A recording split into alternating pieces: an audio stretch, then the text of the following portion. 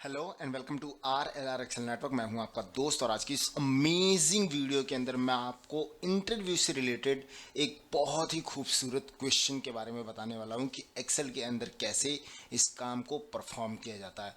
ये क्वेश्चन जो मैं आज आपको इस वीडियो के अंदर बताऊंगा ये बहुत कॉमन और बहुत इंटरेस्टिंग क्वेश्चन है जो कि हर एक इंटरव्यू के अंदर पूछा जाता है। अगर आप किसी एक MIS, किसी टीम लीडर, किसी AM, किसी मैनेजर, किसी भी प्रोफाइल के लिए अगर आप इंटरव्यू देने जाते हैं, एक्सेल का अगर उसमें कोई रिलेशन होता है तो ये क्वेश्चन बहुत कॉमन क्वेश्चन है। और ये कॉमन क्वेश्चन क्या है, बहुत ही आसान और बहुत ही सिंपल है। चलिए पहले क्वेश्चन को समझते हैं और उसके बाद फिर इसको कैसे कर सकते हैं वो भी हम देखेंगे। यहाँ पर सिंपली हमारे पास दो कॉलम के अंदर डेटा है। एक कॉलम के अंदर लिखी हुई है डेट और एक कॉलम के अंदर लिखा हुआ है सेल्स। डेट के अंदर क्या है, मैंने कुछ रैंडम डेट्स लिखे हुए हैं, आप यहाँ पर देख सकते हैं ये रैंडम डेट्स हैं और उस पर्टिकुलर रैंडम डेट्स के ऊपर कुछ सेल्स की गई है। उन सेल्स की जो वैल्यू है, जो अमाउंट है, जो काउंट है वो यहाँ पर लिखा हुआ है। सिंपली अब अगर आपसे कोई कहता है, क्योंकि अगर आप देख सकते हैं तो जो यहाँ पर डेट है वो रैंडम डेट है। अब यहाँ पर जो है 5 अप्रैल 2024 है, फिर 8 अप्रैल 2024 है, 11 अप्रैल 2024 है। फिर सिमिलरली आप आगे बढ़ेंगे तो इसी में जो है मई मंथ का भी डेटा है। फिर सिमिलरली आप आगे बढ़ेंगे तो जून और जुलाई का भी डेटा है। ये डेटा और भी हो सकता है, मैंने सैंपल लिया हुआ है। और अगर आपसे कोई कहता है कि अगर मैं यहाँ पर सिंपली लिख देता हूँ अप्रैल, और अगर मुझे जानना है कि यहाँ पर अप्रैल की टोटल सेल्स कितनी हुई है तो आप कैसे कैलकुलेट करेंगे। या फिर अगर मैं यहाँ पर लिख देता हूँ मंथ मई, तो मुझे अगर निकालना है कि मई मंथ की टोटल सेल कितनी हुई है तो मैं कैसे निकालूंगा। इस चीज़ को इंटरव्यू में अक्सर पूछा जाता है। तो चलिए मैं आपको इस वीडियो में सिखाता हूं कि ये आप कैसे कैलकुलेट कर सकते हैं। अगर आपको ये कैलकुलेशन आती है तो आप इस वीडियो के नीचे कमेंट्स करके मुझे ज़रूर बताइएगा कि आपको ये कैलकुलेशन किस वे में और किस मेथड या किस फॉर्मूले या किस ट्रिक्स के साथ करते हैं। ऑलराइट, सो चलते हैं इस वीडियो के अंदर, स्टार्ट करते हैं। उससे पहले अगर आपने मेरे चैनल को सब्सक्राइब नहीं किया है अभी तक तो ज़रूर कर लें, क्योंकि आगे की आने वाली वीडियोस के अंदर मैं आपको ऐसे और भी खूबसूरत इंटरव्यू ओरिएंटेड क्वेश्चंस जो है लाता रहूँगा। राइट, सिंपली सबसे पहले हमसे पूछा जा रहा है कि यहाँ पर जो है किसी भी मंथ की जो है सेल्स को कैलकुलेट करना है। अब इसको कैलकुलेट करने से पहले हमें और भी कई सारी चीज़ों को समझना पड़ेगा, जिसको मैंने ऑलरेडी अपनी पुरानी वीडियोस के अंदर सिखाया हुआ है। लेकिन आज इस वीडियो के अंदर चूंकि ये इंटरव्यू से रिलेटेड क्वेश्चन है तो मैं दोबारा से एक बार रिमाइंड ज़रूर करूँगा। सबसे पहले यहाँ पर मुझसे पूछ रहा है कि मंथ कौन सा लिखा होना चाहिए, तो मैं कोई भी एक रैंडम जो मंथ है वो लिख देता हूँ। अब मान लीजिए यहाँ पर जो डेट लिखी हुई है, मैंने इस डेट को यहाँ पर लिख दिया। ठीक है, अब डेट को लिखने के बाद में अब चूंकि अगर आप यहाँ पर डेट देखेंगे तो यहाँ पर लिखा हुआ है 5 अप्रैल 2024। तो सबसे पहले मुझे क्या करना होगा कि इसको जो है मंथ में कन्वर्ट करना होगा। तो मैं सिंपली क्या करूँगा, इसको सिलेक्ट करूँगा, राइट क्लिक करूँगा और यहाँ पर जो है फॉर्मेट सेल्स का ऑप्शन आएगा, यहाँ पर क्लिक करेंगे। उसके बाद कस्टम के अंदर जाएंगे और यहाँ पर इसको हटाएंगे। चूंकि यहाँ पर जनरल भी लिखा हुआ हो सकता है, कुछ भी लिखा हुआ होगा, आप सिंपली इसको हटाइए और 4 बार जो है M प्रेस कर दीजिए। M स्टैंड्स फॉर मंथ, जो कि आप सैंपल में देख सकते हैं कि टोटल यहाँ पर मंथ नेम आ चुका है। आप सिंपली इसको ओके कर दें। तो अब यहाँ पर दिखा रहा है कि लिखा हुआ तो अप्रैल है, लेकिन एक्चुअल में इसमें डेट क्या है, 5 अप्रैल। तो मुझे क्या करना होगा, सबसे पहले मैं इसको सिलेक्ट करूँगा और फॉर्मूला बार के अंदर से इसको जो है मैं 1 अप्रैल कर दूंगा। यहाँ पर मैं कर दूंगा सबसे पहले इसको 1 अप्रैल, यानी कि अब जो एक्चुअल में यहाँ पर डेट लिखी हुई है वो डेट लिखी हुई है 1 अप्रैल 2024। लेकिन इसको चूंकि मैंने मंथ नेम में कन्वर्ट कर दिया इसलिए इसका जो है मंथ नेम यहाँ पर आ रहा है। अब हम क्या करेंगे, फॉर्मूला को स्टार्ट करेंगे। और फॉर्मूला चूंकि आप देख सकते हैं यहाँ पर मुझे सम करना है, सम से रिलेटेड कंडीशन लगानी है, तो हम यहाँ पर सम इफ्स फॉर्मूले का इस्तेमाल करेंगे। सम इफ्स फॉर्मूला क्यों, क्योंकि हमें यहाँ पर सम के लिए मल्टीपल कंडीशंस का यूज करना है। तो हम सिंपली टाइप करेंगे is equal to sum ifs. Alright, उसके बाद हम जो है फॉर्मूले को स्टार्ट करेंगे। सबसे पहले मुझसे पूछ रहा है सम रेंज, यानी कि आपको जो सम करना है उसकी रेंज कहाँ है उसको आप सिलेक्ट कीजिए। तो मैंने इसको यहाँ से लेकर यहाँ तक सिलेक्ट कर लिया। उसके बाद सबसे पहले मैं इसको F4 से लॉक कर दूंगा ताकि सेल्स जो है ये आपका रेफर ना हो, ये एब्सोल्यूट रहे। उसके बाद कॉमा लगाएंगे। अब मुझसे पूछ रहा है क्राइटेरिया रेंज 1, यानी कि सबसे पहली जो कंडीशन की रेंज है वो कहाँ लिखी हुई है।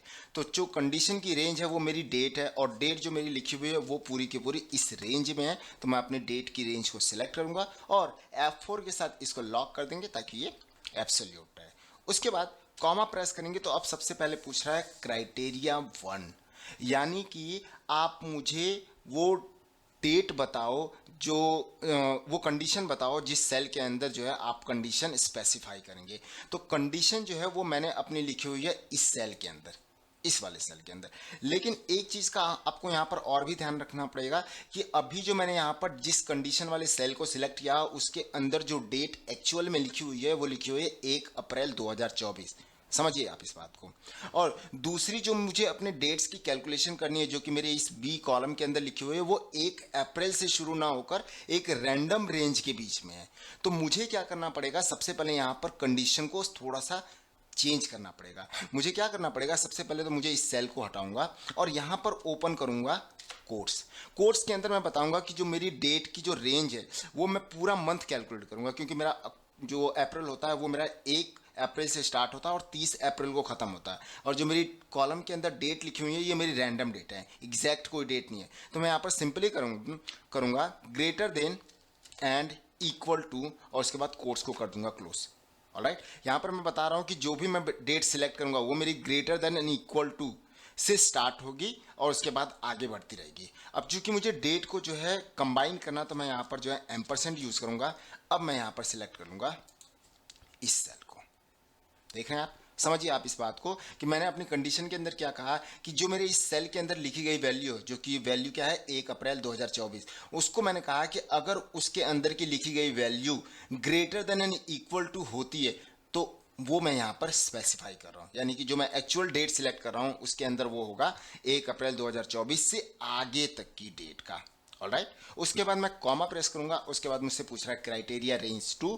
तो क्राइटेरिया रेंज 2 जो है वो मेरी यहाँ पर है। दोबारा से मुझे अपनी डेट रेंज को सिलेक्ट करना पड़ेगा। सेम वही डेट रेंज मैं दोबारा सेलेक्ट करूंगा। उसके बाद F4 के साथ इसको लॉक कर दूंगा। उसके बाद कॉमा लगाऊंगा। अब मुझसे पूछेगा क्राइटेरिया 2। क्राइटेरिया 2 आपका कहाँ लिखा हुआ है, तो क्राइटेरिया 2 मैं कैसे स्पेसिफाई करूंगा उसके लिए देखते हैं। आप सिंपली क्या करेंगे, कोर्स को ओपन करेंगे और चूंकि 1 अप्रैल से आगे की डेट के लिए मैंने ऑलरेडी कंडीशन दे दी है तो मैं यहां पर करूंगा less than and equal to, उसके बाद एम्परसेंट लगा दूंगा मैं। उसके बाद मैंने आपको स्टार्टिंग में बहुत पहले जो है एक फॉर्मूला सिखाया था EO month, end of the month, जो क्या करता है कि किसी भी पर्टिकुलर मंथ के अंदर से आप प्रीवियस किसी मंथ का जो है काउंट जानना चाहते हैं या नेक्स्ट किसी मंथ का काउंट जानना चाहते हैं, यह आपकी उसमें हेल्प करता है। अभी मैं इस फॉर्मूले को दोबारा भी समझाऊंगा कि कैसे आपका ईओ मंथ काम करता है। सबसे पहले मैं जो है ईओ मंथ फॉर्मूला लगा लूँ, ईओ मंथ। उसके बाद स्टार्ट डेट मुझसे पूछ रहा है तो स्टार्ट डेट मैंने कहा कि मेरी जो डेट है वो मेरी यहीं लिखी हुई है और इसको मैंने आगे जो है सेपरेट कर दिया 0 से, ब्रैकेट को क्लोज किया और जब मैं एंटर करूंगा तो यहाँ पर जो मेरा आंसर आ जाएगा। अब इसको थोड़ा सा और स्पेसिफाई करते हैं कि ये जो ईओ मंथ लिखा हुआ है इसका मतलब क्या होता है। देखिए, जब मैं यहाँ पर ईओ मंथ लगाता हूँ, अगर मैं यहाँ पर लगाऊंगा ईओ मंथ फॉर्मूला, उसके बाद अगर मैं किसी भी डेट को यहाँ पर सिलेक्ट करूँगा, चूंकि मैंने इस डेट के अंदर लिखा हुआ है आपका 1 अप्रैल 2024, और उसके बाद अगर मैं इसको ब्रैकेट क्लोज करके एंटर कर दूंगा तो ये एंटर नहीं लेगा, क्योंकि सबसे पहले जो है मुझे मंथ भी स्पेसिफाई करना है। तो ईओ मंथ मुझे कहता है कि आप जिस भी डेट को सिलेक्ट करते हैं उससे आगे या उससे पहले के महीने को जो है कैलकुलेट कीजिए। तो अगर मैं जानना चाहता हूं कि अभी जिस मैंने सेल को सिलेक्ट किया हुआ है उसमें जो डेट लिखी हुई है उससे 3 महीने पहले कौन सा मंथ रहा होगा, देखिए उससे पहले ये मंथ रहा होगा। अगर मैं इसको कन्वर्ट कर देता हूं डेट में, शॉर्ट डेट में, ये देखिए, सॉरी 3 महीने बाद का, क्योंकि मैंने यहां पर +3 लिखा हुआ है। तो अब से जो 3 महीने बाद का जो एंड ऑफ द मंथ होगा वो मेरा होगा 31 जुलाई 2024, क्योंकि अभी मेरा अप्रैल चल रहा है। वो अप्रैल के बाद आएगा मई, मई के बाद आएगा जून और जून के बाद आएगा जुलाई। तो जो एंड ऑफ द मंथ 3 महीने बाद का होगा वो मेरा होगा जुलाई। अगर मैं इसी को जो है 3 महीने प्रीवियस जानना चाहता हूं तो मुझे क्या करना होगा, यहाँ पर माइनस देना होगा। अगर मैं माइनस करूंगा तो जो करंट जो मेरा मंथ चल रहा है उससे 3 महीने प्रीवियस के मंथ की जो लास्ट डेट होगी वो यहाँ पर आ जाएगी। तो 3 महीने प्रीवियस मंथ की जो लास्ट डेट थी वो थी 31 जनवरी 2024। अगर मुझे इसी मंथ की जो लास्ट डेट है उसको जानना है तो मुझे क्या करना पड़ेगा, जो यहाँ पर मैंने -3 लगाया था यहाँ पर मुझे लगाना पड़ेगा 0, यानी कि जो डेट मैंने सिलेक्ट किया उसी डेट की जो मंथ की जो लास्ट डेट है उसको मुझे जानना है तो उसके लिए मैं सिलेक्ट करूंगा 0। तो इसीलिए जो मैंने यहाँ पर जो है 0 लिखा हुआ है, क्योंकि यहाँ पर आपने पहली वाली कंडीशन के अंदर बता दिया था कि जो आपकी डेट होगी वो डेट ये है, क्योंकि 1 अप्रैल 2024 है। अब इस डेट की जो लास्ट डेट है वो क्या होगी, वो मैंने स्पेसिफाई किया आपके ईओ मंथ से, देख सकते हैं।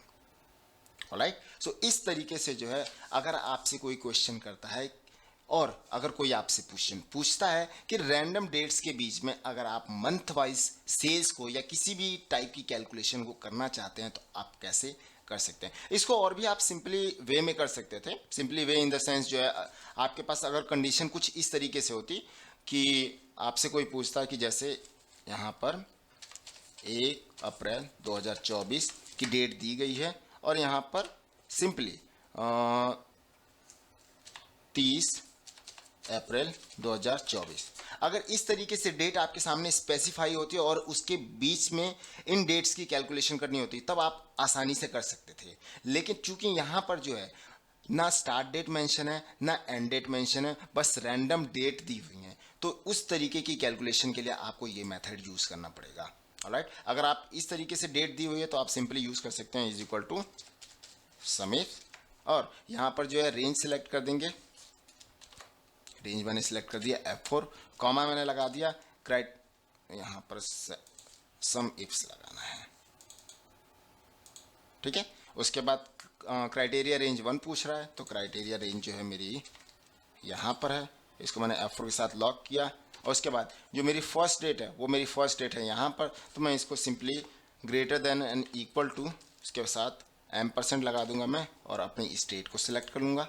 उसके बाद कॉमा लगाऊंगा। अब मुझसे क्राइटेरिया रेंज 2 पूछ रहा है, तो क्राइटेरिया रेंज 2 मेरी यहाँ पर लिखी हुई है ऑलरेडी, इसको मैं F4 के साथ लॉक करूंगा।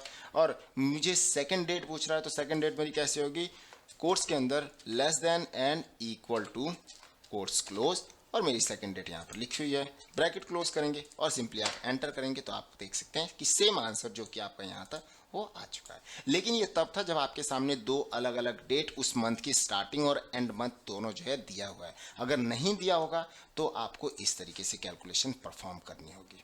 ऑलराइट, सो आई थिंक कि आज की ये जो वीडियो थोड़ी सी लंबी जरूर है, लेकिन ये बहुत इंटरेस्टिंग और बहुत जो है इंपॉर्टेंट वीडियो थी। सो आज की इस वीडियो में इतना ही। मिलेंगे नेक्स्ट वीडियो में किसी और नए क्वेश्चन के साथ में, किसी और नए इंटरव्यू ओरिएंटेड क्वेश्चन के साथ में। तब तक के लिए गुड बाय।